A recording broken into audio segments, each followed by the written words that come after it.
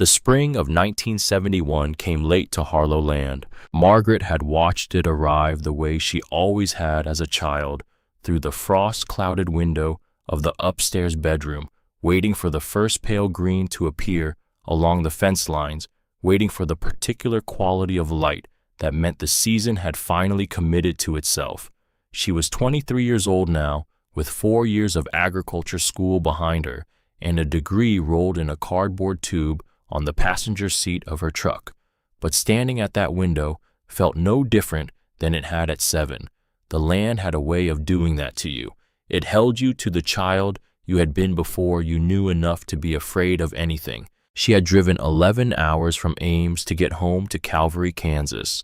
11 hours of flat interstate unwinding before her like a gray ribbon being pulled from an infinite spool, and for most of it, she had rehearsed what she would say to her father, how she would explain it, how she would frame the numbers and the science and the market data in language he would receive rather than resist, how she would make him understand what she had spent 4 years understanding herself, building it brick by brick in classrooms and laboratories and late-night library sessions until it was a structure solid enough to stand on. Earl Harlow did not understand easily. He was out in the near field when she pulled up the long gravel drive, a short, thick-shouldered man moving slowly behind the tractor with the careful deliberateness of someone who had learned long ago that the land would outlast any hurry a person brought to it. He saw her truck and raised one hand without breaking stride. That was Earl, a man who had replaced all unnecessary emotion with patience somewhere early in his life and never found cause to reverse the exchange. He loved you the way a good fence post loved the ground, deeply silently, going absolutely nowhere. She dropped her bag on the porch steps and walked out to meet him. "Dad," he shut off the tractor. The silence of the open plain rushed in immediately to fill the space the engine had occupied, the way silence always did out here, as if it had been waiting just outside the noise for its turn. He climbed down and took off his hat, and she saw how much grayer his hair had gone since Christmas. 2 deep creases had settled into the corners of his mouth that she didn't remember from the last time she had really looked at his face rather than past it. "You look thin," he said by way of greeting. "I'm the same." He looked at her for a moment with the flat, assessing gaze he brought to everything, then looked back at the field. "Corn's going in next week. I could use an extra set of hands." This was his invitation, his welcome home. "Come work beside me, and we won't have to say anything else about the fact that you've been gone 4 years. She took it. She had grown up on this land the way you grow up when the land is also your school, your church, your primary measure of everything that matters. Earl Harlow was not a man who spoke about farming the way her professors at Iowa State had spoken about it in the language of systems and inputs and optimization curves drawn on whiteboards by men in clean shoes. He spoke about it the way a carpenter speaks about wood, with the proprietary intimacy of long contact, with the specific certainty of someone who has learned a thing through his hands rather than his eyes. He had taught her to read the soil not as dirt, but as a living record, a document written in texture and color and smell that told you everything about the history of a place if you had patience enough to learn the language. She had learned the language, and then she had gone away and learned a second one, the formal academic vocabulary that described the same realities in the terms of chemistry and biology and agronomy, that explained in careful scientific prose what her father knew in his palms. She had spent 4 years translating between them, working at the intersection of the two, and she had come home with a proposal that lived exactly there, something that her father's hands would recognize, even if his habits resisted it. She told herself this on the drive. She told herself he would hear her when she found the right way to explain it. That first night she cooked supper while Earl sat at the kitchen table with his ledger books spread before him. This was his evening ritual, unchanged across all her years of watching it, columns of figures updated in pencil, the quiet arithmetic of survival conducted in a pool of lamplight, while the darkness pressed against the kitchen windows. She set a plate in front of him and went back to the stove, and it was only when she turned around again that she saw his hand resting on top of the open ledger covering the bottom half of the page. It was a small gesture. She noted it and said nothing.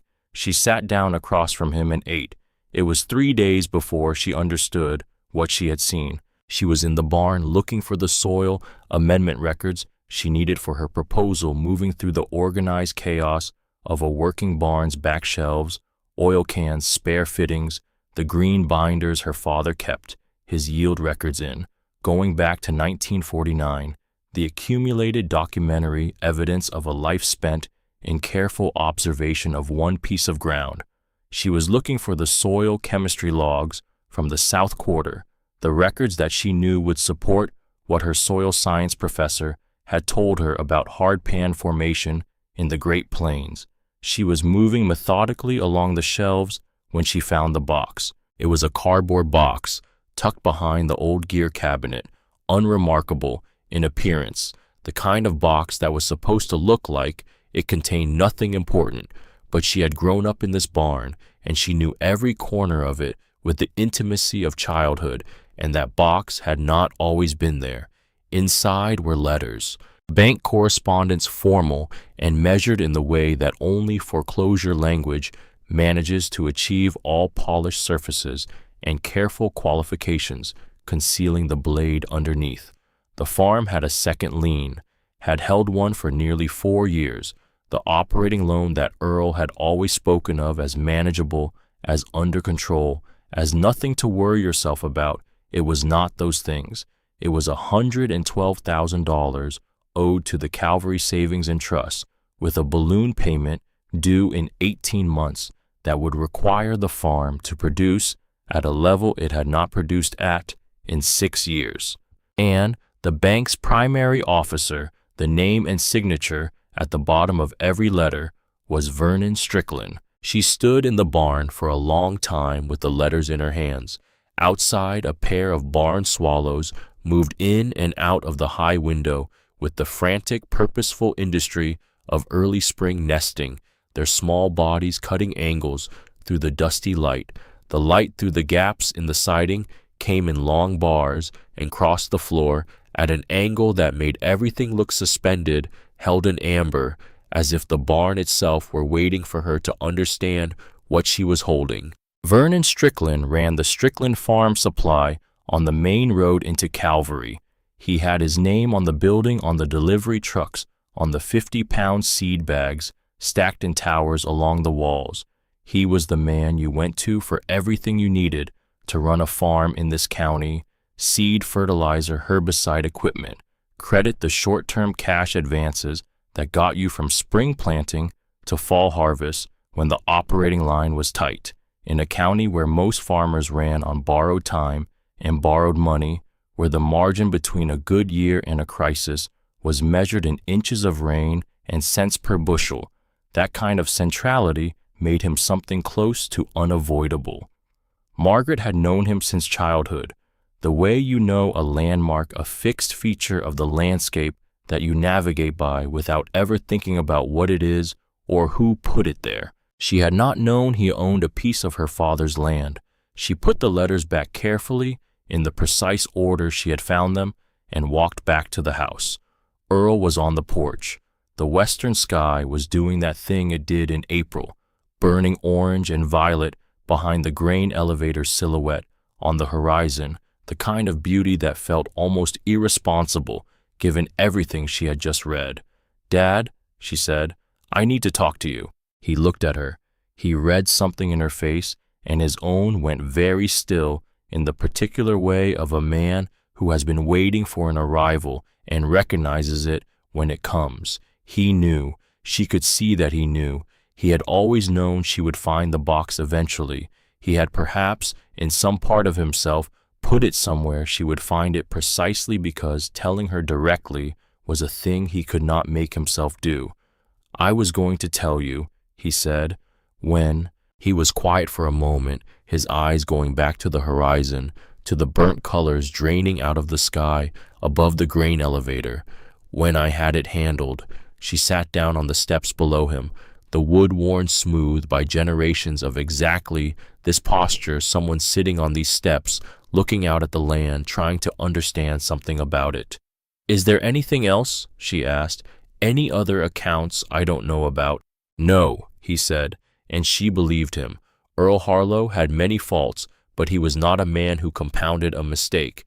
He made one and wore it without addition. She looked out at the near field, where she had watched him work that morning, the long, flat reach of cultivated ground that was both her inheritance and apparently a collateral held by the man at the farm supply store. She thought about all the years she had grown up on this land not knowing. She thought about her mother, who had died when Margaret was 16, and whether she had known and carried it quietly the way she carried most things. She thought about the green binders with their columns of figures going back 30 years, and the separate box behind the gear cabinet that held the other set of figures, the ones her father had been quietly living with. She told him her plan that night after supper. She had prepared for this conversation for 4 years, not obsessively, not every day, not with the anxious repetition of someone unsure of what they're saying, but with the background diligence of a person who knows a hard conversation is coming and respects it enough to be ready. She had the textbooks, the research papers, the extension service bulletins, the detailed notes from her soil science professor who had spent 30 years studying hardpan formation and remediation across the Great Plains, and who had written in the margin of her final paper, "You understand this better than most graduate students I've taught." She had yield data from experimental plots in Nebraska and South Dakota. She had a signed letter of interest from an oilseed processor in Wichita who was actively looking for contracted growers and had told her over the phone that he could not find enough reliable volume at any price he was willing to pay. But she didn't lead with any of that. She led with what she knew Earl Harlow would hear. "The South Quarter," she said, "the low field, the one that's been running 15% below yield average for 6 years running." He looked up from his coffee. "The soil is compacted below 8 inches, she said. "The corn roots can't penetrate it. They spread laterally instead of going deep, and that means in a dry period, there's nothing for them to access below the surface horizon. The water runs off instead of percolating into the subsoil. You know this, Dad. You've talked about subsoiling that field for years. You mentioned it the last time I was home. Equipment rental is expensive," he said with the slightly defensive tone of a man who has been telling himself a reason for long enough that it has started to feel like a cause. The timing never aligned with, "You don't need to rent equipment," she said. "I want to plant it in sunflowers." The silence that followed had weight to it, a specific gravity, the way the air changes when a word lands in a room where it doesn't belong. Earl set down his coffee cup with a deliberateness that was itself a communication. He looked at his daughter across the kitchen table. "Sunflowers. Oil seed variety," she said. "The taproot penetrates hardpan naturally. It functions as a biological subsoiler, going down past the compaction layer and opening channels for water and air and subsequent root systems. By the second year, the corn yield on that ground will improve by measurable percentages because the physical barrier to root penetration has been." "I know what a taproot is, Margaret." "Then you know I'm right about what it does." He stood up and carried his cup to the sink and stood there with his back to her, looking out the kitchen window at the dark yard. She watched the set of his shoulders, the familiar architecture of his resistance, not anger, which was something that moved and released, but a kind of structural immovability that was different from anger and in some ways more difficult to work with. "You want me to plant flowers on 300 acres of production ground," he said, "on a farm that is $112,000 in debt to the man who runs the feed store in this town." Put that way, it sounded like exactly what it was. A desperate gamble, a young woman's college theory pressed against the immovable reality of interest rates and compacted soil, and the unforgiving arithmetic of marginal farming in a county that had been doing things the same way for 50 years because the same way had allowed people to survive. "I want to try it on 80 acres, she said. Her voice was steady. "The worst 80 on this farm. Worst corn yield, worst drainage, most compacted. If it doesn't work, we lose one bad field's production for one season and we learn something about that soil. If it does work, we do it again next year with better information and more acreage, and we show the bank a farm that is improving instead of declining." He was quiet. "And I'm not asking you to put it on the farm account," she said. "I have my grandmother's money. I'll buy the seed myself, run the field myself, and if it fails on my money and my time." He turned around. He looked at his daughter for a long time, the particular look of a father trying to reconcile the child he had watched grow up with the person who had come back from 4 years away holding knowledge he didn't have. She held his gaze. She had her mother's eyes, he always said, when he said such things, which was rarely. The same directness, the same refusal to look away from a hard thing simply because it was hard. "Where are you getting the seed?"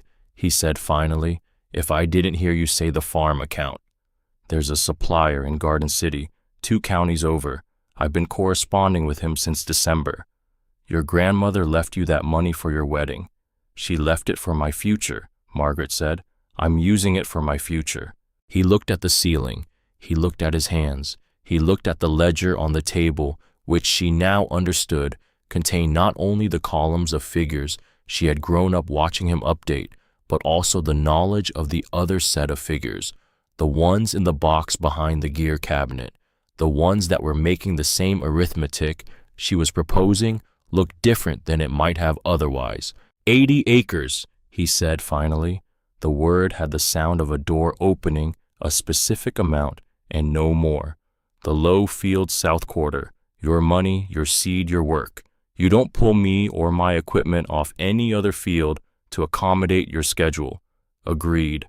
"And when Strickland asks me what you're putting in that ground, and he will ask Margaret, because that is the kind of man he is, I'm going to tell him it's your experiment, not mine, not a farm plan, not a change in direction, an experiment." She understood the precise meaning of what he was asking. He was not ready to stake his name on it. He was not ready to put the weight of Earl Harlow's reputation, which was the weight of 40 years of careful farming in a small community, behind a proposition that the community would not understand and that Strickland specifically would use against him if it failed. She could live with that. She had not come home expecting his endorsement.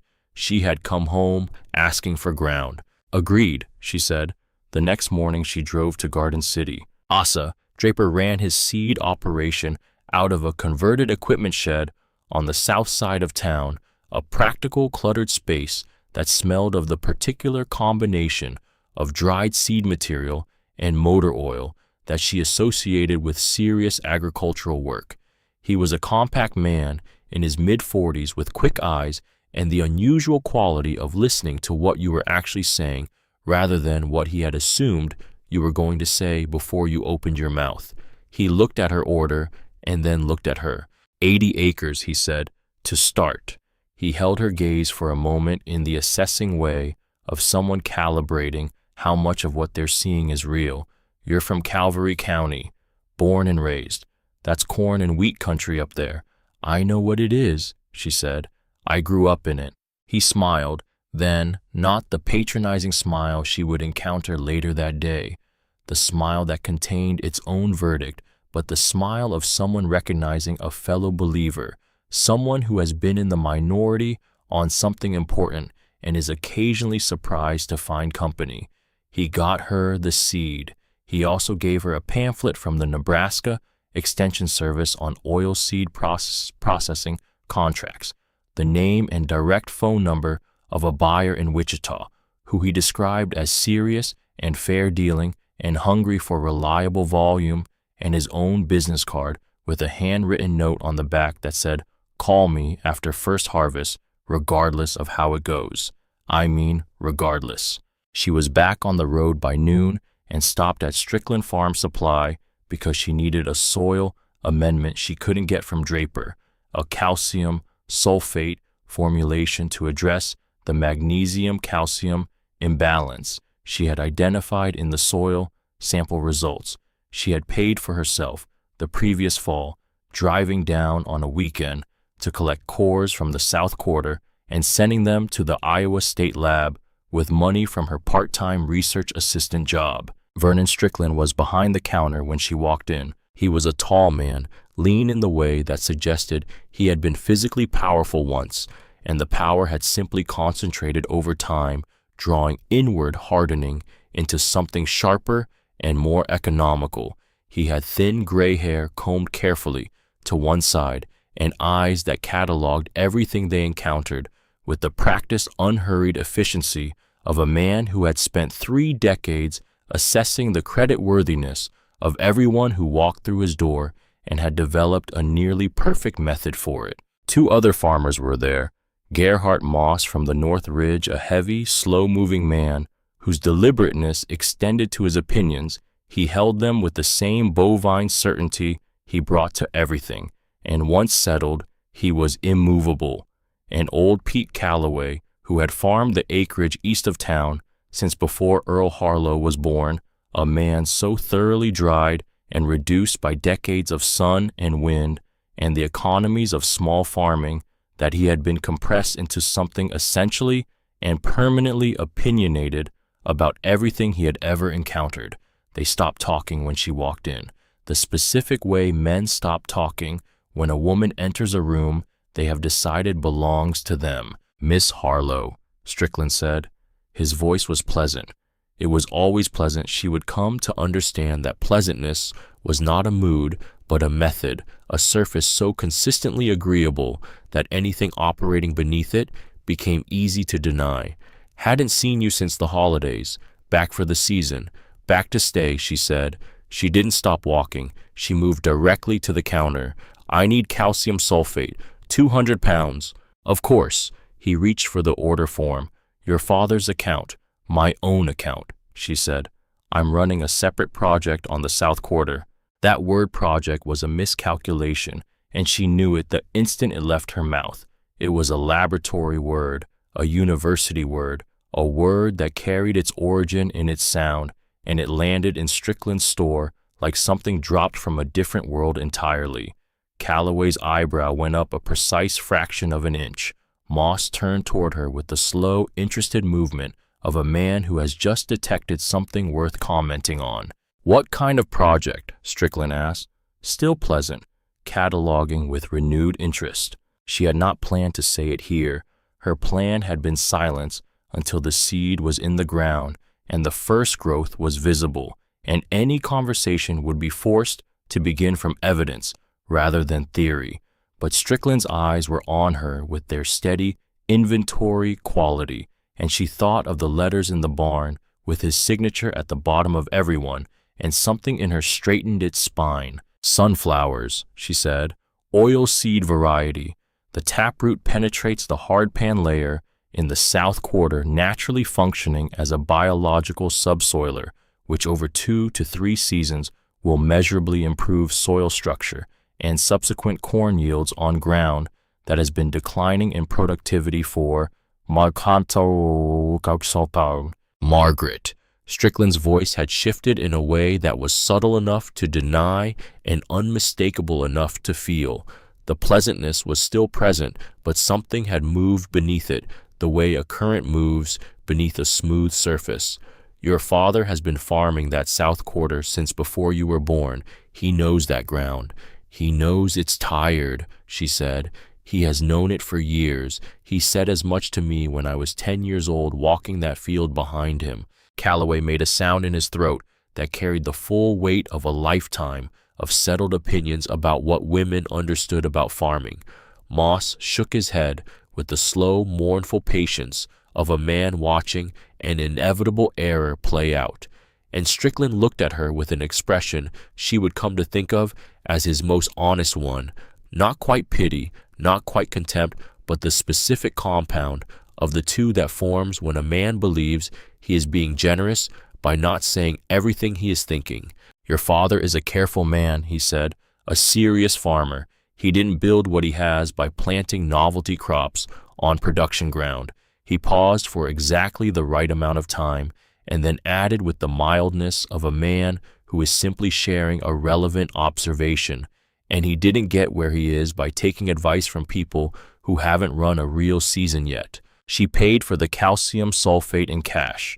She loaded 200 pounds of it herself, one 50-pound bag at a time, into the bed of the truck, and she drove home with both hands on the wheel and the flat land running past the windows in every direction. She turned his words over carefully on the drive, the way you turn something over to find the sharp edge. The dismissal of her knowledge she had prepared for, she had armor for that built, over 4 years of being the youngest person in rooms full of older men with opinions. What she had not fully prepared for was the specific use he had made of her father's name, the way he had invoked Earl's position, not as a compliment to Earl, but as a weapon against her. You are a danger to your father's reputation. The subtext was clear, and it was deliberate, and it was, she thought, the first real indication of what kind of man Vernon Strickland was when something he cared about was threatened. That evening, she sat with her father on the porch steps without speaking for a long time. The dark came down over the fields in its gradual, unhurried way, the sky cycling through its colors, the land going from gold to brown to shadow. Strickland knows, she said. Her father nodded slowly. He had been expecting this. He'll talk, Earl agreed. She looked out at the shadow of the south quarter at the far edge of the property. Dad, she said after a while, why him, of all the banks and lenders in 3 counties? Why did you borrow from the man who sells you your seed? The night insects had started their steady, ancient pulse. Her father was quiet long enough that she thought he might not answer. Because he was there, he said at last. When I needed it, he was there, and the terms were reasonable, and I believed I would have it paid before it became something I had to explain to anyone. He paused. I didn't think I'd need saving. She put her hand over his. His knuckles were ridged and rough, the hands of a man who had spent 40 years in direct negotiation with the land, and they were also the hands of a man who had been quietly carrying something heavy for 4 years without telling his daughter. You don't, she said, but the land might. She planted the first row of sunflowers on the 22nd of April, 1971. The morning was cold and clean, the sky a pale high blue with no clouds of any consequence, the air carrying that specific freshness of very early spring that smells of turned earth and possibility, and the hundreds of small living process resuming themselves after winter. She had spent the previous 2 evenings in the barn adjusting the old corn planter to the wider row. Spacing, the oilseed variety, required a modification that required patience with unfamiliar tolerances and a willingness to accept that the machine looked wrong by the standards she had grown up with, because what she was doing was genuinely different from what the machine had been built to do. She had calculated the seeding rate from 3 separate sources: Draper's recommendation, the Nebraska Extension Service data, and the research paper from a South Dakota state agronomist who had been studying oilseed production in hardpan soils for a decade and cross-referenced them against the specific soil conditions in the South Quarter, which she knew as well as she knew anything, and arrived at a number she was confident in: 6-inch planting depth instead of the 4 inches standard for corn, wider rows to allow the larger plants full light penetration, a seeding rate calibrated for the specific germination characteristics of this variety in this soil type at this latitude. She moved down the South Quarter at a deliberate pace, watching the rows form behind her in the dark soil, watching the seed drop into the furrows at the depth she had specified. It was a strange and specific satisfaction watching something go into the ground. The seed disappeared into the earth and became invisible, became a matter of faith, became entirely dependent on conditions and processes she could influence but not control. This was, She thought the essential transaction of farming, you gave the ground your best understanding of what it needed, and then you waited, and the ground made its own judgment. From the road, as she finished the second pass, she heard a truck slow down, then resume speed and drive on. She didn't look up. The seed went in over 3 days. She worked with the rhythm that sustained labor required, not the hurried pace of someone trying to get ahead of anxiety, but the steady, measured movement of someone committed to doing the thing correctly, regardless of how long it took. The soil in the South Quarter was everything she had told her father. It was tired, compacted below, 8 inches slow to drain its organic matter, depleted by years of extractive corn production without adequate return. She could feel the hard pan in the resistance of the subsoiler. She was running ahead of the planter, the specific clunk and grab of the implement hitting the compaction layer and having to work against it. She thought about what was going to happen when the taproots hit that layer, not if, when. She had read enough to know the mechanism was real. It was not theory, it was agronomy, it was the documented, measured, peer-reviewed result of years of experimental observation in field conditions similar to these. The taproot of Helianthus unus in its oil-producing varieties could penetrate compaction layers that deflected every other crop root system in common production use. It went down because it was built to go down, because its architecture was a single decisive vertical thrust rather than the lateral spread of a corn root system, because it brought the considerable structural force of a large plant to bear on a single point. Her professor had drawn it on the board, a single line going straight through the cross-hatched barrier. Not a metaphor, he had said, but it might as well be. Her father planted his cornfields that week in the north and east sections, in the long parallel rows of the crop that had sustained this farm and this family through his father's time and his own. She could see him sometimes from across the field boundary, a small figure on a tractor moving in its straight, systematic lines, doing what had always been done, betting on what had always been bet on. She watched him with a complicated feeling that she didn't try to name. She respected his choice entirely. She was not trying to replace what he was doing. She was trying to add something to it, to prove something in a corner of the farm where the existing approach had already admitted its limitations. On the last evening of planting, she walked the entire finished field as the sun went down. The rows were clean, and even the soil settled back over the seed in the shallow furrows, the whole field lying quiet in the last light. She counted days to germination.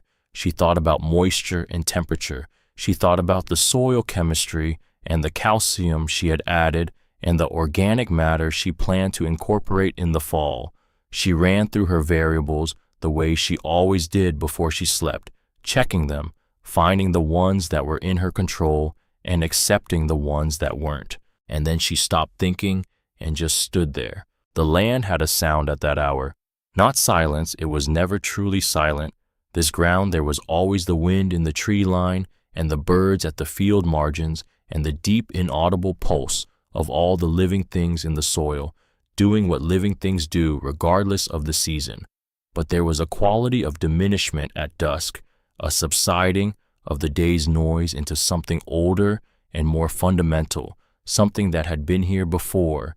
The fields were fields and would be here after. She had been away for 4 years. She had sat in fluorescent lit classrooms and learned to speak about this ground in a language it didn't use for itself. She had come back with that language added to the one she had grown up in, and she was standing now in a field she had just planted with a crop that no one in this county believed in, on land that was mortgaged to a man who wanted her to fail with her grandmother's savings spent and her degree on a shelf, and everything she had staked herself on invisible under the surface of the earth. She felt with complete clarity the weight and the rightness of it together. She was exactly where she was supposed to be. The whispers began before the plants were knee-high. She had expected this. She had prepared for it with the same systematic thoroughness she brought to everything by thinking through the worst version of how it would manifest, and finding at the bottom of it something she could stand on. The community would talk. The skepticism would be expressed in the particular social grammar of small agricultural towns, not directly, not confrontationally, but in the sideways language of implication and the adjusted silence that happens when someone walks into a room. She had grown up in that grammar. She knew how to read it. What she had not fully prepared for was how precise it would be. It was a Tuesday in late May when she drove into town for a soil pH meter battery and found herself standing in the post office directly behind Gerhardt Moss and his wife Luann. They had their backs to her. She heard her name, and then she heard the rest of it in Luann Moss's voice, which was not a cruel voice. It was the voice of a woman who genuinely believed that information was a community resource to be shared, that the circulation of knowledge about one's neighbors was a form of social maintenance, a kind of civic duty. The girls put flowers in Earl's South Quarter. The man over in Garden City who sold her those seeds, apparently, she spent considerable time out there during her discussions. Luann said the word time with a particular tonal quality that wrapped an entire story around it, an entire architecture of implication without committing to a single verifiable fact. Margaret collected her mail and left without speaking. She didn't tell her father. There was nothing constructive to tell him. It was the texture of small towns, the way gossip moved through a community like water finding every available crack and low point, and she had understood when she came home that she was walking into it. What stayed with her as she drove back to the farm was not the content of what she had heard, but the craftsmanship of it, the specific efficiency with which Strickland operated, the way he could cast doubt without creating a single sentence that could be quoted back as dishonest. He had said nothing. He had simply been himself in his store, in his community, with his long memory for who owed what to whom, and the implications had organized themselves without any apparent assistance from him. She went back to the field and worked. The first crop came in that August. She had driven herself through the summer months with a focus that excluded most of what was not the work itself. She was up before dawn, every day walking the rows in the gray early light, recording leaf condition and head development and estimated canopy coverage in the notebooks she kept with the same meticulous consistency her father kept his green binders. She had built a soil moisture monitoring system from components she ordered through the university catalog, simple, inexpensive, precise enough for what she needed, and she checked it every morning and logged the readings against the rainfall record and the evapotranspiration estimates she calculated from the temperature data. The sunflowers grew through June and July with a vigor that she found privately extraordinary. They were large plants, much larger than anything else in the fields around them, their thick, hairy stalks rising 6, 7, 8 feet, their great round faces opening in early July in the particular brilliant gold that seemed to gather and concentrate the summer light rather than simply reflect it. They were beautiful, and she let herself know that privately, in the early mornings when she was alone in the field with them, and there was no one watching.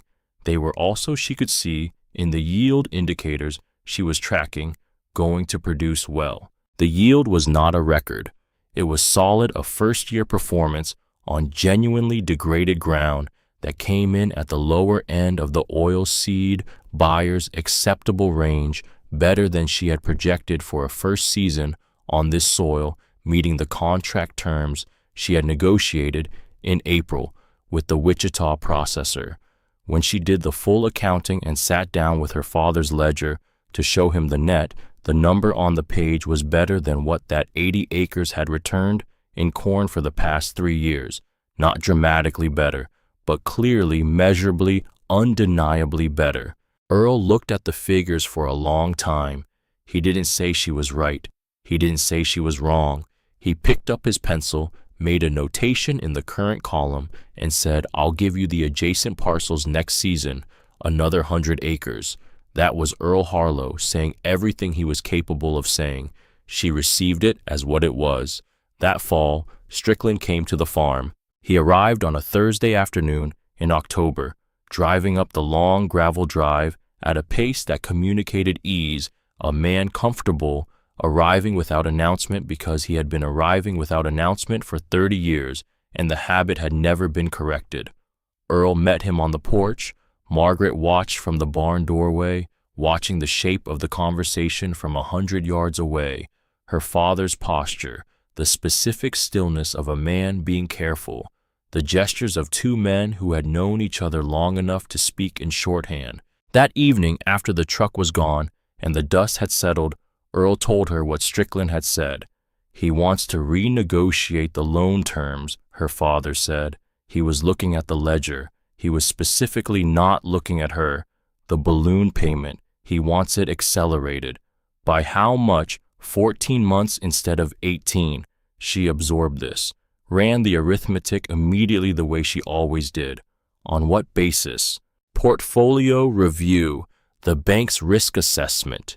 He said the phrases with a flatness that indicated he was repeating language, Strickland's language, not his own. He was very courteous about it. She thought about the timing with the careful structural attention she brought to problems that required understanding of cause before they could be addressed. A visit in October, 2 weeks after she had signed the second season supply contract with the Wichita buyer at improved terms. 3 weeks after two different neighboring farmers had stopped to ask her about sunflower varieties. The timing was not coincidental. Nothing Strickland did was coincidental. "Dad," she said, "Strickland doesn't want this farm to succeed with sunflowers." Earl looked up from the ledger.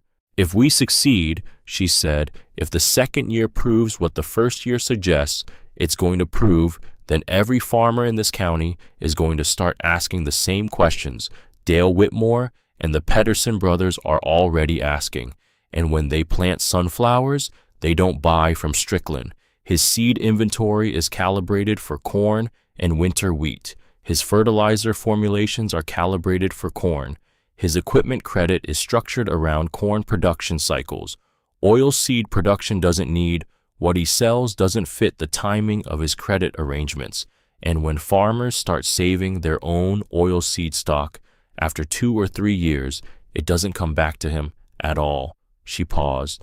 "He doesn't want us to fail because of anything personal. He wants us to fail because we're the proof of concept. If we prove it, it changes the county.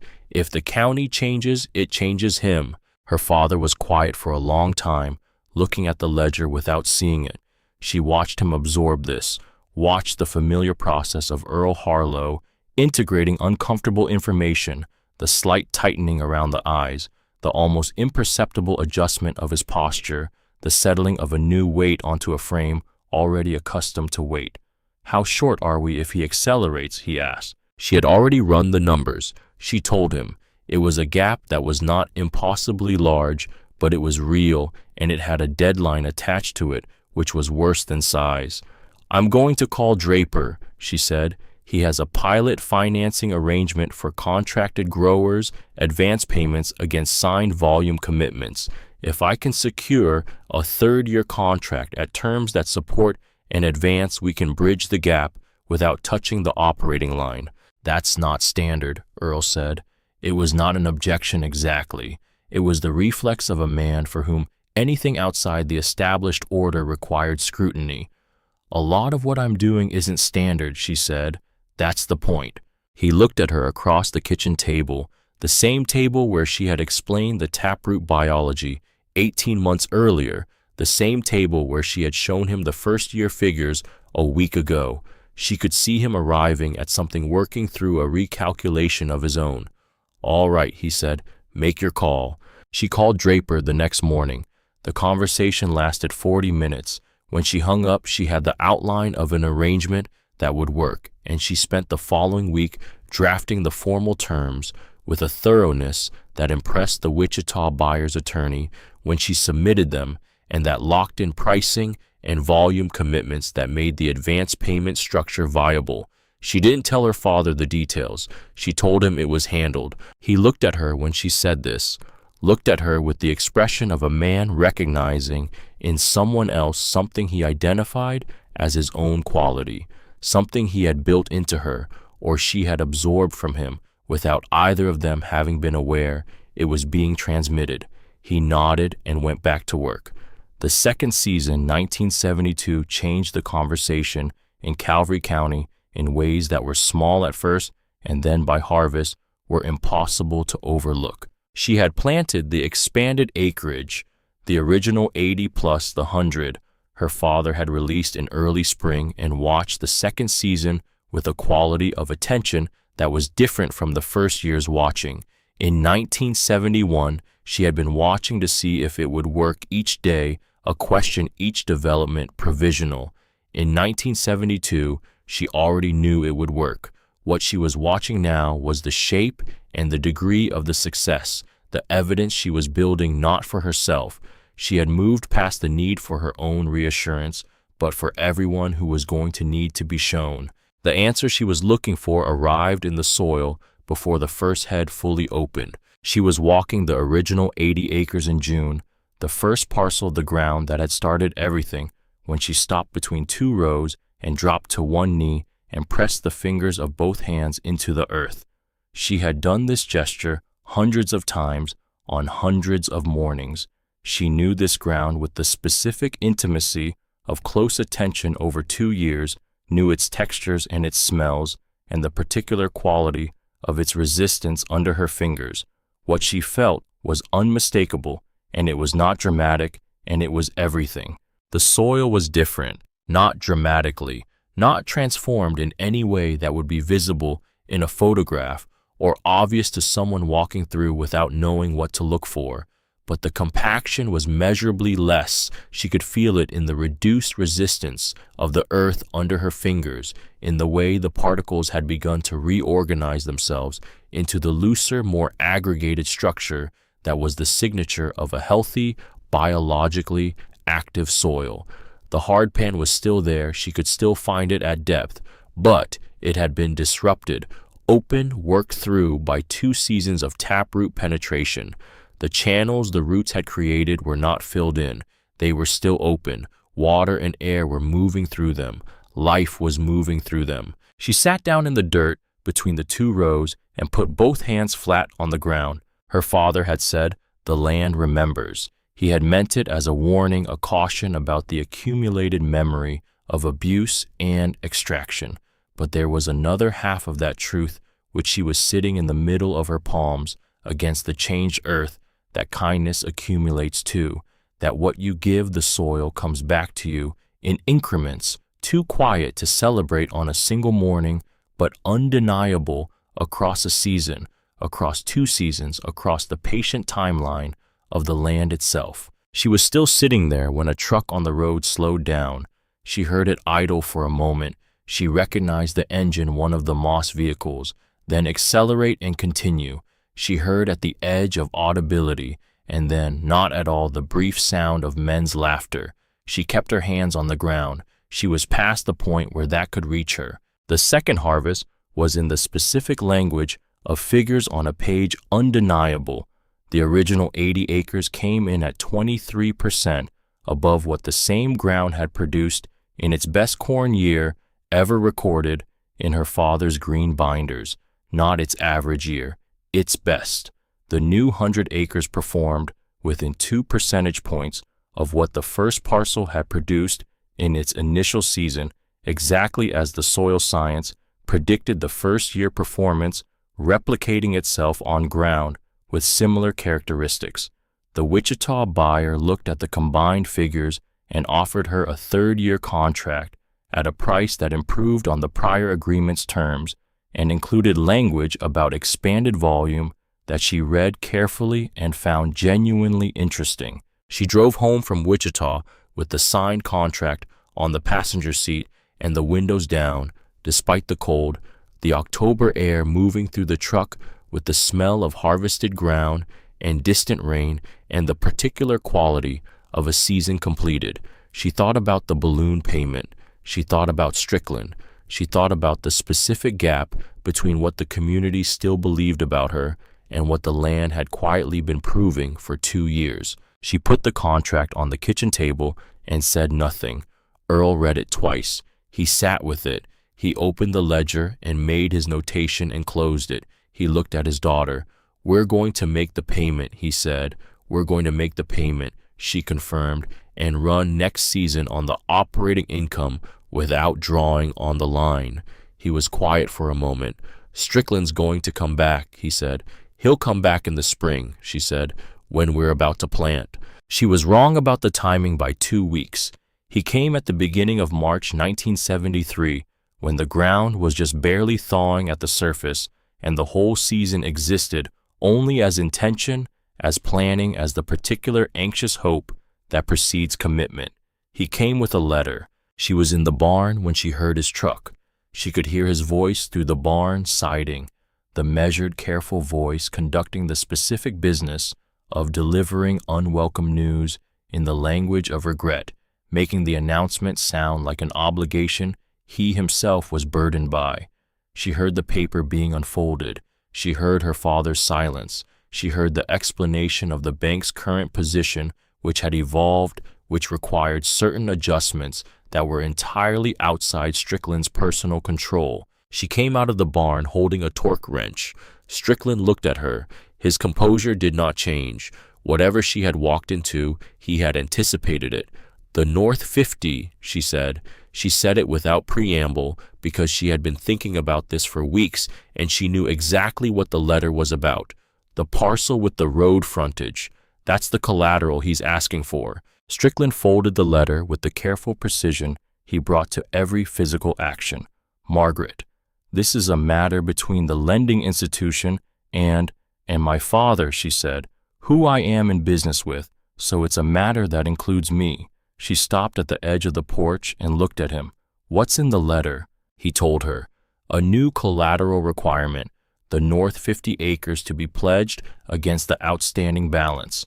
A formality," he assured them, "a routine adjustment in the bank's risk management protocol, entirely standard practice in the current lending environment." "The North 50 isn't available for pledging," she said. She said it in the tone of stating a known fact. "If the bank's concern is coverage of the outstanding balance, I can have a full documentation package, prepared buyer contracts, 2-year yield records, projected 3rd-year performance figures, soil quality assessments, and submitted through proper channels within 30 days. She said through proper channels with a specific weight that meant not through you directly, informally, in my father's yard, where there is no record of what was said." Strickland looked at her. The reassessment was visible, or would have been if she hadn't been watching for it specifically. He was recalculating. The woman in front of him was not the woman who had walked into his store 2 years ago with her college vocabulary and her grandmother's money. That woman had been someone he understood, young, inexperienced, carrying ideas that the next hard season would correct. This woman was something he was still developing a framework for. "I'll be in touch through the bank," he said pleasantly. He left. She stood in the yard and watched his truck move down the gravel drive and turn onto the county road and diminish in the distance.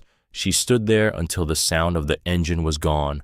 Then she went back into the barn and finished what she had been doing. She planted the 1973 season with 260 acres of oilseed sunflowers, the largest acreage she had yet committed to spread across the South Quarter and its adjacent parcels, and a new section her father had released to her in January without comment, simply including it in the land allocation meeting they held at the kitchen table each February.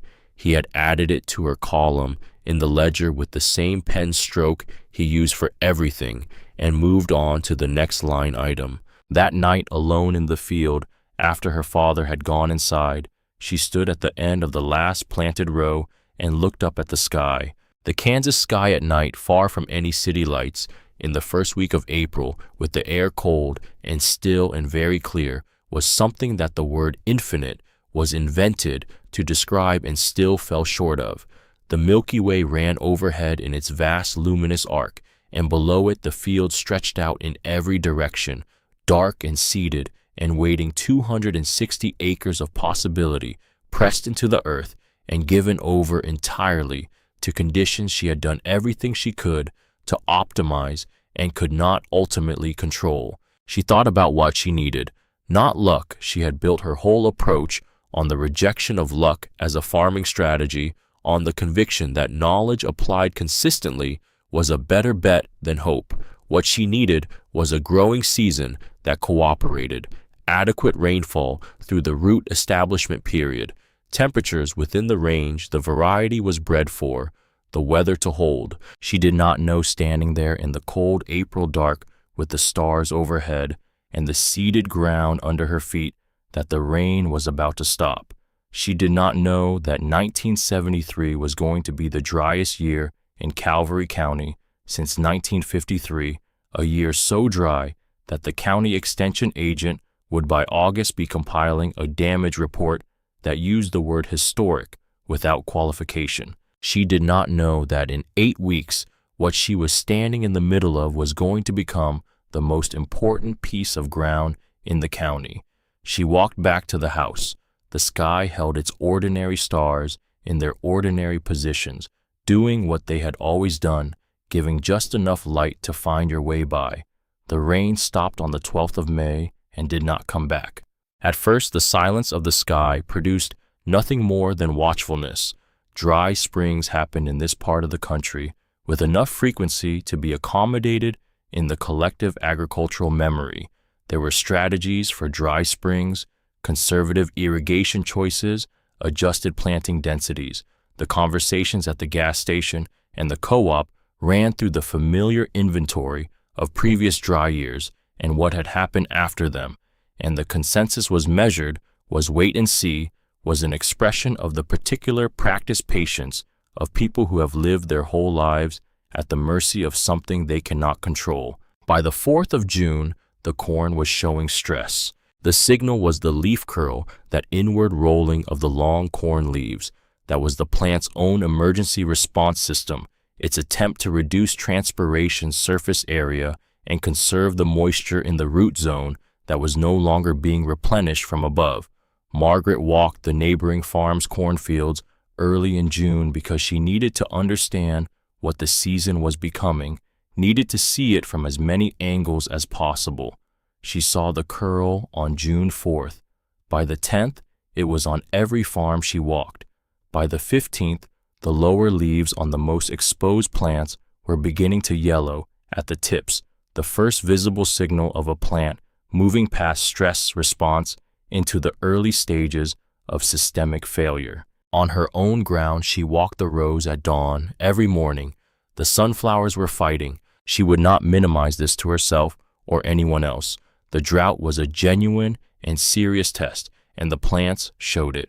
The outer leaves on the lower nodes had gone papery and pale, the plant having made its own resource allocation decision, redirecting water and nutrients from the expendable periphery to the central architecture it had determined was most worth defending.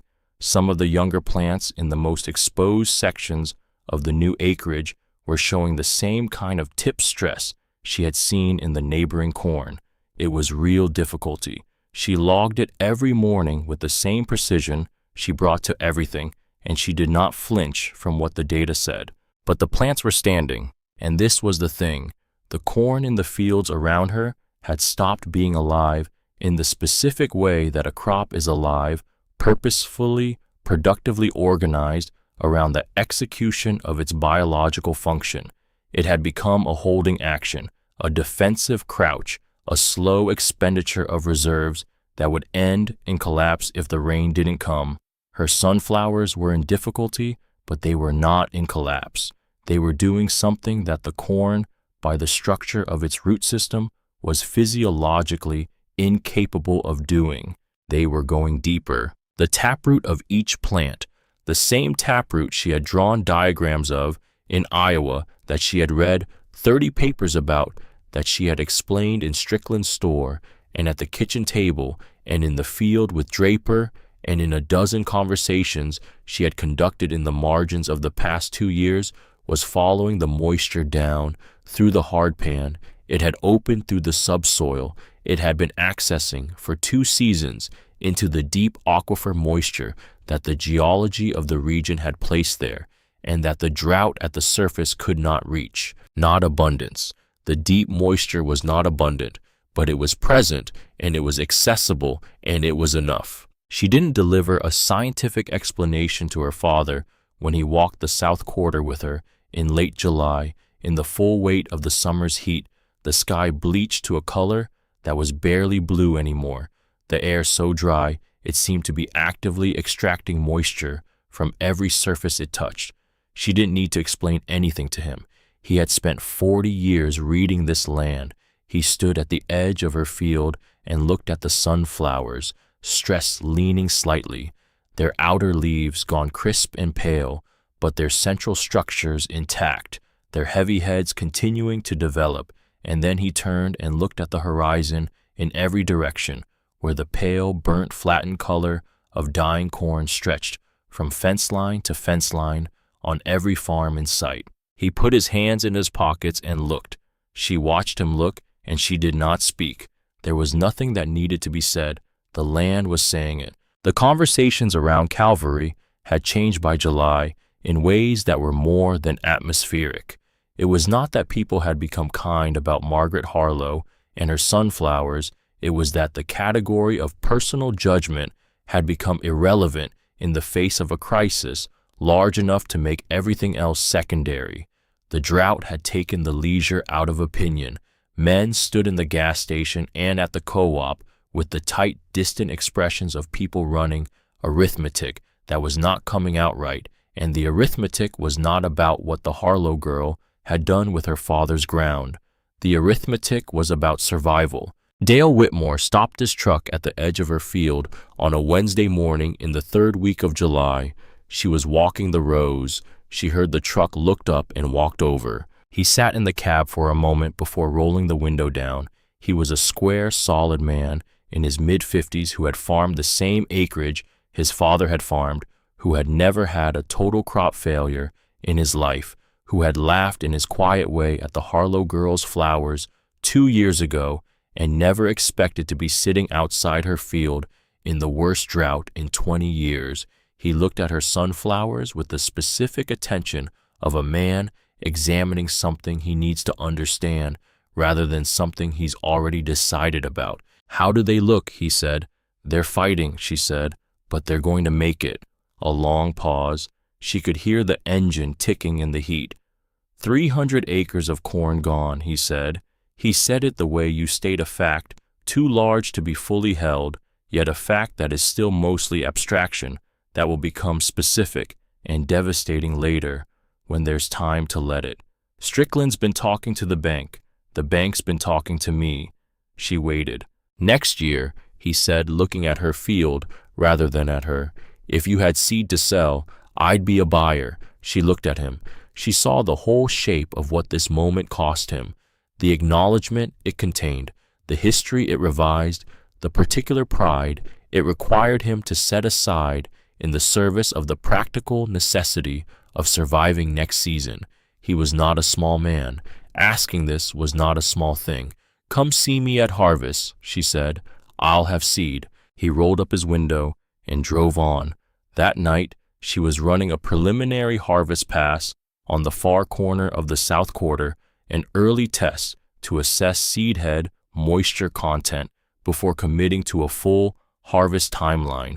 When the feeder house seized with the particular abruptness of a bearing failure, the machine shuddering to a complete and immediate stop, she climbed down with her flashlight and assessed the damage. It was 9 in the evening.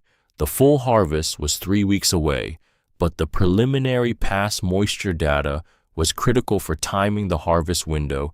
In a drought year in normal conditions, you had more flexibility, but in a year this dry, the seed head moisture content was dropping faster than expected, and the optimal harvest window was narrower than standard. A delayed start meant real loss.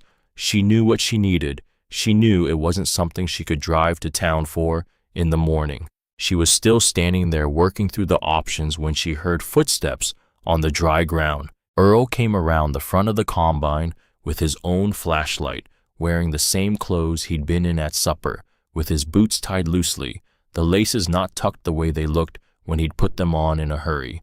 He had seen the machine stop from the house. He had put his boots on and come without being asked or called, without waiting to know whether he was needed, which was the thing she hadn't known she was waiting for until the moment it happened. He crouched down by the feeder house and looked at the assembly with the unhurried, focused attention of a man who has been working on machinery for 40 years and understands that panic is a form of inefficiency. He turned the flashlight at different angles. He said nothing for a full minute. "Bottom drawer of the gear cabinet," he said. "There's a bearing puller, replacement bearings on the shelf above it. I ordered 2 last January when the North Combine started running rough. Ended up not needing them for that." She looked at him. "You ordered them in January." He stood up. "I ordered bearings," he said with the specific flatness that was his version of humor. "A bearing is a bearing." He turned to face the machine and positioned his flashlight. "Get the puller. I'll hold the light." They worked through the night. It was hard, dirty, patient work, the work of people who know machines through their hands rather than their eyes, who have learned that most mechanical problems yield to enough careful attention applied in the right sequence. The work required getting into positions that were uncomfortable and staying in them. It required the bearing puller to be repositioned 6 times before it found the correct angle. It required both of them working in close quarters with inadequate light, communicating in the compressed shorthand of people who know each other well enough to dispense with explanation. They worked in almost complete silence, not the silence of people who have nothing to say, but the silence of people who are busy and whose communication is entirely expressed in what their hands are doing. By 2 in the morning, the feeder house was running. They stood beside the machine in the dark. The heat had softened slightly, a faint movement of air from the south, the first suggestion of relief in weeks. Above them, the full depth of the Kansas sky, the impossible quantity of stars, the Milky Way lying across it in its careless abundance. Earl looked out at the field, the standing sunflowers visible in the starlight, their heavy heads bowed with the weight of what they carried. He looked at them for a while. "I told Strickland you were a fool," he said. She was still. She said nothing. "The first year," he said. "He came to the farm in May, said he'd heard what you were planting. I told him it was your money and your error and that I wasn't responsible for my daughter's choices." He stopped. "I said it in front of 2 other men." She listened to the combine tick as the metal cooled. She looked out at the field. "I know," she said. "You knew." "Moss told someone who told someone," she said. It came back. He took his hat off and held it with both hands, looking at it in the dark. This was Earl Harlow, in his full private difficulty, a man for whom the distance between what he had done and what he should have done had just collapsed into a single inescapable fact, and who was going to face it without flinching, because that was the only way he knew how to face anything. "I was protecting the loan," he said, "the account, the relationship with the bank, all the things I had built and was afraid of losing." He put the hat back on. "I was protecting things, not you." She looked at the field, the sunflowers in the dark, their enormous faces bowed, patient, entirely unaware of the conversation happening at their edge. "They're going to make it," she said. "Yes," he said, "they are." They walked back to the house together, across the dry ground, the gravel loud under their boots, the nighthawk calling once from somewhere in the dark and then falling silent, the whole night holding its breath in the particular way it did before something changed. The harvest took 4 days. She ran it with the precision. The moment required the timing calibrated to the moisture content readings she had been tracking daily. The combine adjusted for the specific requirements of the variety. The harvest schedule organized to move through the fields in the sequence that preserved maximum seed quality. Earl worked the second machine in the later passes, moving through the rows with the same steady competence he brought to every physical task, not speaking much, communicating in the language of consistent, careful work. On the 3rd morning, Dale Whitmore arrived. He pulled up at 6:30 in his truck with a borrowed header attachment loaded in the back, got out without ceremony. unloaded the attachment with the help of his adult son, who had come with him, mounted it to his tractor, and began working the eastern parcels without a word to anyone. He ate a sandwich at noon that Margaret brought out to the field without making a point of it, nodded his thanks, and went back to work. He worked until the light failed. The next morning he was back before she was. When the last load came off the south quarter and into the grain bins, Margaret sat down on the running board of the combine and looked at the empty ground, the bare, harvested field, the residue she would plow back in over the coming weeks. The broken stalks that would become organic matter, would become soil, would become part of the long accumulation of what this ground was slowly becoming. The finches and sparrows were already working the field margins for drop seed.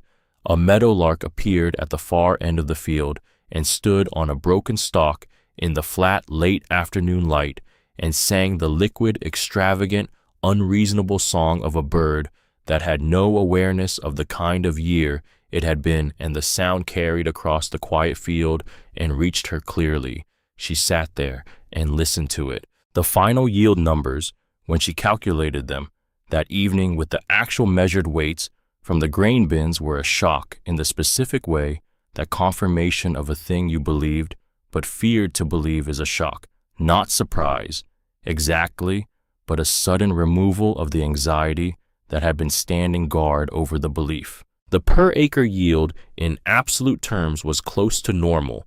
In a normal year, it would have been a good result, solid, repeatable, consistent with the trend line of the previous 2 seasons. But this was not a normal year. This was a year in which farmers across Calvary County had reported losses between 60 and 100%. A year in which the extension agent's preliminary damage report described the aggregate impact as the worst single-season outcome in the county since 1953. A year in which some farmers had made the calculation that the cost of running their combines through their ruined fields exceeded the value of what the combines would collect and had left the dead crops standing. On Margaret Harlow's ground, the sunflowers had produced a yield that was in a year of historic disaster, close to what a good year should have delivered. Average in 1973 in Calvary County was not a word that meant ordinary. It was a word that meant survival. It was a word that meant the difference between the kind of autumn where you looked at your bank account and felt frightened, and the kind where you sat at the kitchen table and felt something close to awe. She drove to her father's desk with the single sheet of figures sat down across from him and turned it to face him. He read it once, read it again. He set the paper flat on the desk. He opened the ledger, made his notation one neat line in the current column, and closed it. He looked at his daughter for a long time. "We're going to be all right," he said. The oilseed price that autumn was driven high by the county-wide failure of other crops. When the processor's checks came in and she completed the full accounting, the number on the final line was larger than anything the Harlow farm had generated in a single season in the years she had been studying its records, larger than any corn year, any combination of corn and beans, any configuration of the traditional rotation. She sat alone at the kitchen table after her father had gone to bed with the accounting in front of her and the kitchen quiet around her, and she thought about her grandmother, a woman she knew in fragments, the particular warmth of a kitchen, the specific weight of a hand, the memory of a voice reading to her from a book whose title she could not now recover. Her grandmother had left her money with the instruction that it be used for her future. She had interpreted that as ground, as seed, as the long, patient work of asking a tired piece of land what it needed and then providing it. She had put her future into the soil and trusted the soil to hold it. The soil had held it through 2 good seasons and one that should have broken it and hadn't. She thought that was probably what her grandmother had meant all along. 3 days after the final numbers were in, Vernon Strickland came to the farm. She had been expecting him. She had been expecting this particular visit for weeks, had thought through its likely shape and its probable purpose, and had prepared herself for it with the same systematic attention she brought to every problem that required understanding of an adversary's position before you could adequately address your own. She knew what he would offer. She knew approximately what number he would attach to it. She knew the logic he would use to make it sound like an act of generosity rather than a final attempt to acquire what he had been working toward for 3 years. She met him at the end of the driveway. He parked and got out and looked at the harvested fields. He looked at the south quarter, the bare ground with its darker, richer color, the visible evidence of 3 seasons of biological improvement, the deeper color, the looser surface texture, the slight difference in the way the light fell on it compared to the harder, paler ground of the neighboring properties. He looked at it with the expression of a man doing an accounting that is not producing the result he would have preferred.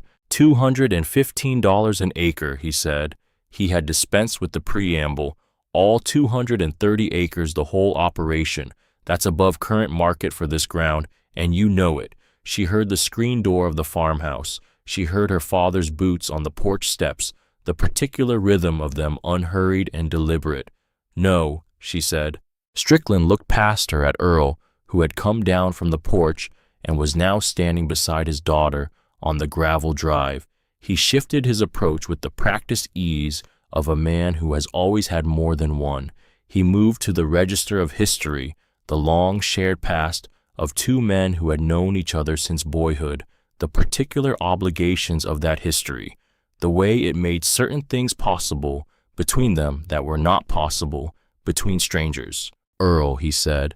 His voice had the quality of genuine feeling in it, which was, she thought, his most sophisticated tool, the fact that the feeling was real even when the action it accompanied was not. Think about what I'm putting in front of you. Clean. No more carrying this. No more watching the weather. No more seasons like the one we just had. You're not a young man. Margaret's got her whole life ahead of her. She could take that money and go somewhere and— No, Earl said.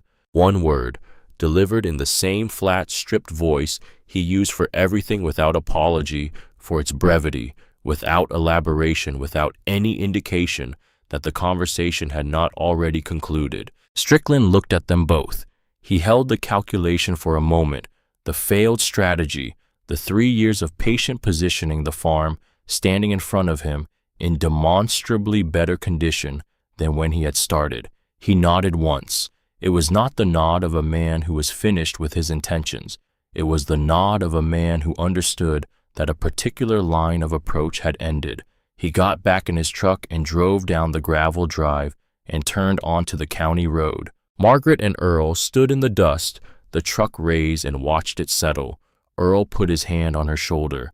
One firm, brief pressure, the weight of his understanding given in the only physical language available to him. Then he went back to the house. She stood alone at the end of the driveway for a while. She was not cataloging a victory. She was not composing the story of this moment, not reaching for what it meant in the terms of vindication or of proof. She was simply standing in the afternoon light on the gravel of the farm her father had built, looking at the fields that she had spent 3 years working to heal, and allowing the size of what had happened to exist without immediately reducing it to something manageable. The land spread out before her in every direction, the harvested south quarter darker and richer than it had been, the adjacent parcels their soil measurably changed, the whole operation its finances stabilized, its ground improving, its future extended by the work of the last 3 years into something that looked for the first time since she had found the box behind the gear cabinet like genuine continuation. She went inside. The county agricultural meeting that November was held in the gymnasium of the Calvary Methodist Church as it had been every year she could remember. But the atmosphere of this year's meeting was different in a way that was palpable before anyone had spoken, a charge in the air, a quality of attention that meetings in ordinary years did not carry. The drought had done what hard seasons always do. It had cleared away the insulation of comfortable consensus and exposed the underlying disagreements that good years allowed people to avoid. Men who had farmed this county for 30 years sat in folding chairs with the specific expressions of people who had lost something they believed was permanent and were in the process of reconsidering what that meant. The crop agent gave the damage summary. It was comprehensive, precise, and devastating in the way that careful accounting of a disaster is always worse than the intuitive sense of it. The numbers went up on a board at the front of the gymnasium, and they stayed there visible throughout the meeting, a column of figures that said plainly what the season had cost. When the floor opened, Dale Whitmore stood up. He stood with his hat in his hands and spoke in the direct, unornamented way of a man who has prepared what he needs to say and has no interest in anything beyond saying it correctly. He described his own crop failure without drama. He described driving past the Harlow farm in late July and seeing green in a landscape that was entirely given over to brown. He described stopping his truck. He described the conversation he had and what he had been told, and the library in Dodge City where he had gone to read what he could find about taproot biology and oilseed agronomy and the structure of the processing market that was available to farmers who wanted to access it. He sat down when he was done. The silence that followed was thinking, not emptiness. Someone in the third row asked, "Where do you get the seed?" Margaret stood up. She had not planned to do this. She had come to answer questions, not to make a presentation. But the questions kept arriving, specific and genuine questions from men who were asking because they needed the answers rather than because they were testing her. And she kept answering, and what came out of the sequence of questions and answers was the thing she had been building toward without naming it, a complete, practical ground-level account of what she had done and how she had done it and why it had worked. She talked in her father's language, the farmer's language, the language of things you could hold in your hands and understand through the soles of your boots. She talked about the South Quarter in 1971 and what it had been and what it was now. She talked about the taproot in terms that anyone who had ever put a fence post in hardpan clay would immediately understand. She talked about the market, the contracts, the specific economics of oilseed production at the scale available to a working farm in this county. She talked for 15 minutes. When she finished, the room held its silence for a moment longer than usual. Strickland was in the back. She had seen him when she stood up. He sat with his arms crossed and his face in its careful composure, and he did not speak. She did not look at him when she sat down. Earl Harlow stood up from the third row. He turned to face the gymnasium. He was not a man who sought public stages. His entire adult life had been conducted in the private language of work and observation, and the idea of addressing a room full of his peers was precisely the kind of thing he had organized his personality to avoid. Standing up cost him something real. She could see the cost in the deliberateness of his movements, the particular way he gathered himself. "Some of you have watched my daughter plant something for 2 years that you thought was foolish," he said. His voice was flat and steady and stripped of everything except what needed to be in it. "Some of you heard me say it was foolish. I said it in front of people in this room. I said it to Vernon Strickland the first spring she planted." He paused. Not for effect. Earl Harlow had no use for effect.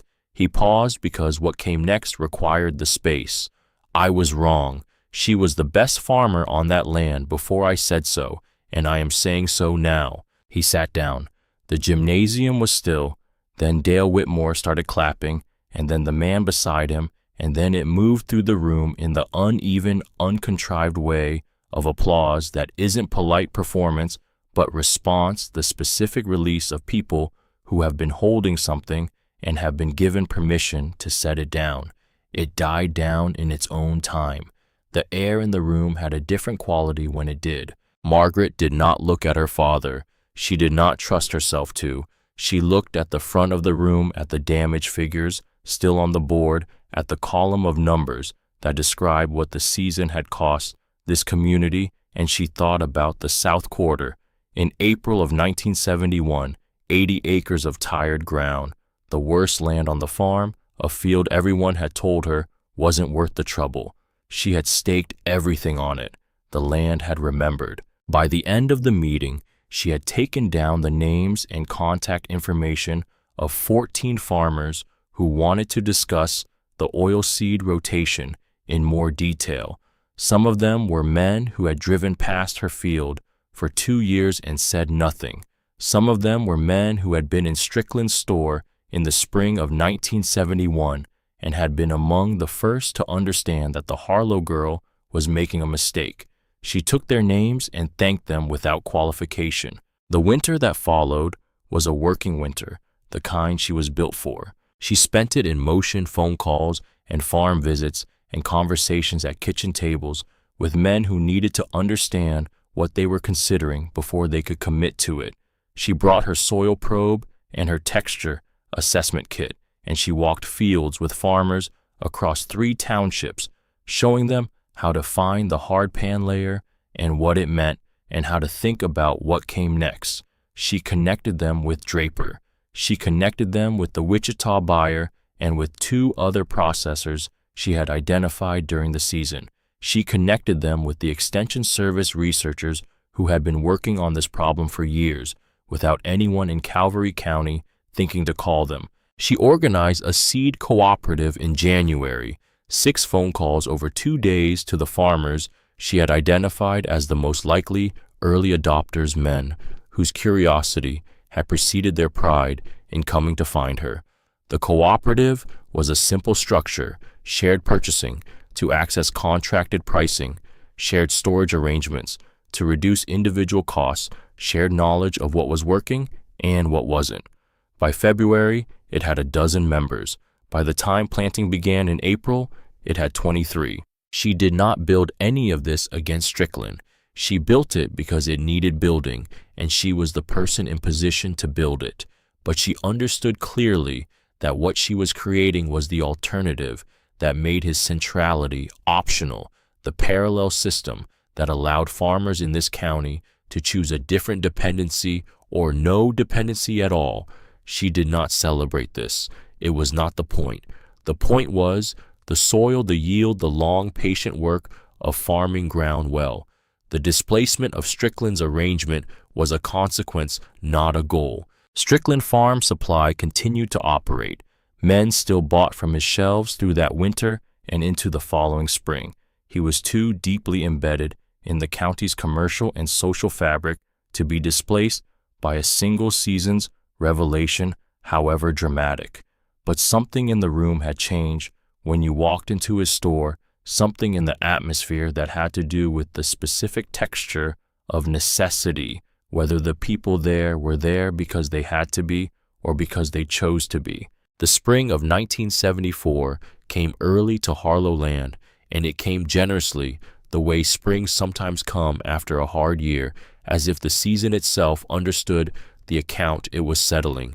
On the morning she planted the first row of the 4th year's sunflowers in the south quarter, she stood at the edge of the prepared ground before she started the engine and looked at the field for a long time. 6 years since she had come home, 6 seasons of this ground. She had stood at the edge of it in the spring of 1971 with her grandmother's money spent and her degree on a shelf, and 80 acres of the worst land on the farm, and the whole county's considered opinion that she was making a mistake. She stood here now looking at ground that was measurably, demonstrably, visibly different, deeper in color, richer in texture, possessed of the complex biological smell of a living soil, doing what a living soil was designed to do. The hard pan was broken. Not completely, not permanently. These things operated on timelines longer than any individual's farming life. But it was broken and opening, and the process once started would continue. The earthworms had returned. The mycorrhizal networks had reestablished. The channels, the taproots, had opened over 4 seasons, were still open, still moving water and air and life deeper into the earth than anything had been able to reach when she started. The land had been given what it needed. It was doing the rest itself. Her father came out while she was loading the planter. He walked down from the house without explanation, the way he had walked out to the combine in August, the way he had come out to work beside her without being asked. He walked to the edge of the field and stood there looking at the dark soil in the early morning light. She finished loading and walked over. They stood together for a while without speaking. This was the native language of their relationship, the shared looking, the communication that happened in proximity and silence, the understanding that had been built over a lifetime of standing in the same fields and reading the same land. "Your grandmother," he said, not a preamble, just the start, as if the thought had been in progress for a while, and this was simply where it had arrived. "When she left you the money, she called me aside before she told you. She said she wanted it to give you something solid to stand on." He looked at the field. "I thought she meant a house, or a start, a floor under you." He was quiet for a moment. "I think she was right in a way I didn't understand," he said. "I think she knew what you'd need before either of us did." Margaret looked at her father's profile, the gray at his temples, the deep weathering of his face, the hands that hung at his sides, that were the same hands that had first placed hers on the soil of this farm and taught her to feel what it was saying. He was a man who had spent his whole life in conversation with this ground, and he had taught her the language of that conversation, and she had taken it somewhere he hadn't expected and brought it back enlarged, and now they were standing together at the edge of what the combination had made possible. She had not needed his acknowledgement. The work had been its own justification from the beginning, and the land had provided the only verdict that ultimately mattered. But she was still his daughter, and he was still her father, and it was still, after all of it, after the box in the barn, and the letters, and the 3 years of watching him protect the wrong things while she built the right ones, good to hear. "Come on," she said. "I have 400 acres to plant before Friday." He looked at her, and what moved across his face in the early morning light was the thing she had been waiting years to see, the full expression of what he felt, unguarded and direct, unmanaged by the habitual stoicism of a man who had learned early that showing what you felt made you vulnerable to it. He let it be visible. Then he went to get his gloves.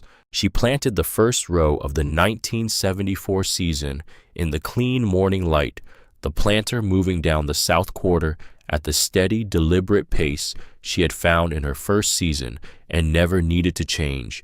Behind her, the seed dropped into the dark furrows at precisely the depth she had specified, each one entering the ground at the beginning of its own invisible journey, each one a commitment, each one an argument made in the only language the land fully recognized, the language of what you actually do with it and how honestly you attend to what it gives back. Driving home from a meeting with the Wichita buyer in the last week of April, she came over the county line into Calvary in the late afternoon light and saw the first one on a neighboring farm, a field corner planted in sunflowers, the young plants 6 inches tall and precisely spaced, the wide rows unmistakable to anyone who knew what they were looking at. She slowed the truck and looked for a moment, then another farm half a mile on, then another. She drove the rest of the way home with the window down, the spring air moving through the truck with the smell of new growth and turned earth and the particular quality of a county in the process of changing its mind. It was not complete. It would not be complete in a single season or in several. The change was only beginning, which was the only way real change ever began, in corners in individual decisions, in the slow accumulation of evidence that eventually reached the weight of inevitability. She pulled into the long gravel drive and stopped at the top of the rise where the whole farm was visible, laid out in the afternoon light in its 400 acres of managed, healthy, improving ground. The south quarter was green, the adjacent parcels were green, the old tired ground that everyone had told her was not worth the trouble was alive and productive and measurably better than it had been, and it would be better still next year and the year after that and the year after that on the long, patient timeline of the land itself, which did not operate on the schedule of any individual's impatience, but on its own. She sat for a moment in the stopped truck and looked at it. She thought about Strickland's store in the spring of 1971, the laughter, the casual certainty of men who believed They knew exactly what they were seeing. She thought about Gerhardt Moss and Pete Calloway and the Coca-Cola cooler humming in the corner, and the way the silence had felt in the moment before it became laughter. She thought about driving home with her knuckles white on the wheel and the flat land running past the windows. She did not think about any of this with the pleasure of vindication. That kind of rightness, the kind that requires someone else to have been wrong, had never been what she was after. The men in that store had not been cruel. They had been afraid the way people are afraid of things they don't understand, and they had expressed that fear in the way that fear is most commonly expressed, which is contempt for the unfamiliar. They had been wrong, and the land had said so in the plainest possible language, and that was enough. She did not need anything more from it. She put the truck in gear and drove down to the barn. Her father was on the porch in the chair he had occupied every evening of his life for as long as she could remember, watching the western sky read the clouds for tomorrow's weather, doing what his father had done before him and his father's father before that, the long, unbroken practice of watching and attending and trying to understand what the next day was going to ask of you. She walked up and sat on the steps below him, the wood worn smooth by generations of exactly this. The oak tree in the yard was in full early leaf, the light through it broken and moving in the light evening wind, and the fields spread out before them in every direction, in the long spring light, patient and alive and holding everything that had been put into them. They sat together without speaking for a while. The land lay there before them in its ordinary, extraordinary patience. It had no opinion about the people who worked it. It did not remember kindness out of sentiment or abuse out of grievance. It kept its records in the only currency it understood: the chemistry of the soil, the depth of the roots, the yield of what grew in it, the slow accumulation of what was given and what was taken over the long years. She had learned to speak that language before she could articulate what it was. She had gone away and learned a second language for the same things, a formal vocabulary that described in scientific terms what her father had taught her to know in his bones. She had come back with both languages and used them together, and the land had answered. It always answered if you asked the right question. If you were patient enough and honest enough and willing to go deep enough into the work to find what the ground was actually asking for, rather than what you had decided in advance to give it. The men with loud opinions and the easy laughter of certainty, they came and they went. Their certainty was as temporary as a summer storm, impressive, while it was overhead and then gone, leaving the air cleaned out and the ground dark with what had fallen. But the land was patient, the land was honest, the land kept its own ledger in its own time and settled its own accounts in its own way. She had just been the one willing to ask what it remembered.